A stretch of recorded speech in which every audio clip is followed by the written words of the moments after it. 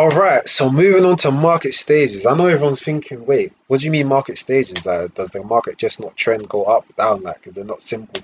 It is simple, but the better you can understand the stages and the better you can see the stages, the more you can understand the market itself and you understand when to trade, when not to trade, and just, allow your patience to understand why you should be patient is basically what I'm trying to help you with. Because some people trade and they don't really understand why they're trading at this exact time or why they should be patient and not trade. So let me tell you about the stages. Consolidation is a really bad stage to trade in the market. You're going to see consolidation. So you're going to see up, down, up, down. Sometimes the market's literally just going up, down, and there's wicks on both sides of these candles. What you're going to do in that market? Nothing. Absolutely nothing. No matter what time you wake up, no matter what time you're trying to trade, no matter how much money you're trying to make within that day, you're not doing nothing. You're not pressing no buys, you're not pressing no sells. You stay out of the market until it gives you exactly the type of market you want. So consolidation stage is just to be manipulated. It's just to get your money, and yeah, it's just to get your money. There's nothing else to it. Moving on next to range in market. The range in market, I showed you this earlier. This is the sideways market. So the market's literally giving you equal highs, equal lows. It's a bit wider than the consolidation stage, but at the same time, a lot of people sometimes avoid the range in market because they just don't want to be able to trade highs and lows. And then this is why, and then obviously because some people want to break out, they want to trade to break out, they buy at the high and they get whacked, their stop loss get whacked and their account gets ruined. This is why some people avoid range of markets. I'm going to show you a strategy for range of markets, but please be safe with that strategy. Do not wait for a breakout and just get your stop loss hit. It doesn't work like that. Trending markets basically are when the market's going up, we've got a nice bull run, the up down up down up down, or down up down up down up, lower highs high lows, lower highs higher lows. That is trending markets. Trending markets are the places where you see people getting 1 to 3 on their risk to reward. They're getting 1 to 5s on their risk to reward. When you're scaling, you can place a trade and you can scale in. Trending markets is when you're really gonna make the most out of your day and make the most out of your trading account.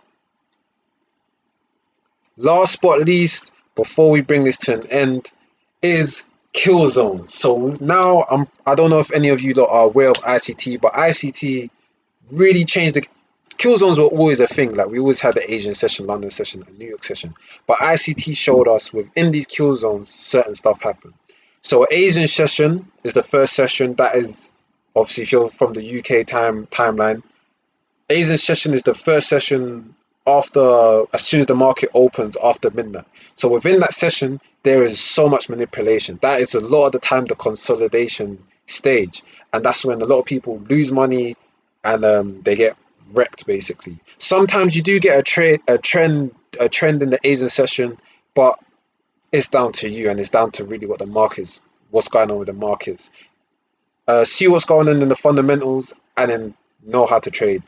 London sessions now, we've got London sessions. So sometimes London sessions will range or they will consolidate because Asian range has already pushed up, and then London session will be quiet because the power's already in, the power's already gone. So they need to now use the London session to drive more power to decide if we're going up or if we're going down. Then we have the New York session. Obviously, this is the most volatile time of the trading session because London people are in, Asian people are in, New York people are in. And obviously, New York it's big. There's Wall Street, so a lot of traders are getting in at this exact point. So a lot of the time, what happens is, as soon as the market's open, you're going to see great big wicks just coming in, and a lot of the time there are news coming out at 1:30, so that really adds to the volume of the market. So just be careful when the New York session starts, because we don't want you getting wrecked. We want you to be able to be safe traders and to have confidence within yourself. What we'll be touching on in the next volume is the tonal ranges, liquidity, manipulation, all the blocks, supply and demand, and my personal trade models and the trade models I want my students to use. And within these trade models, we'll have times where you can see manipulations, what markets, what sessions to trade and what sessions not to trade, and why you want to trade them sessions at this particular time. So let me give you one for example. It could be Asian session is now consolidating. London session now will be a thing where it's manipulated everyone that was in the Asian session, whack them out, and it's pushed back up. That is one of the best trades you can take within your day. After that, your trade's done. You don't need to trade New York, even though New York might continue the trend, but a lot of the time you can be in and out within your London session. Or if you're not in and out in your London session, then it might be your New York session that happens in. But I will show you all these models and trades that I take so that you can take them and you can spot them out for yourself. See you on the next one, you.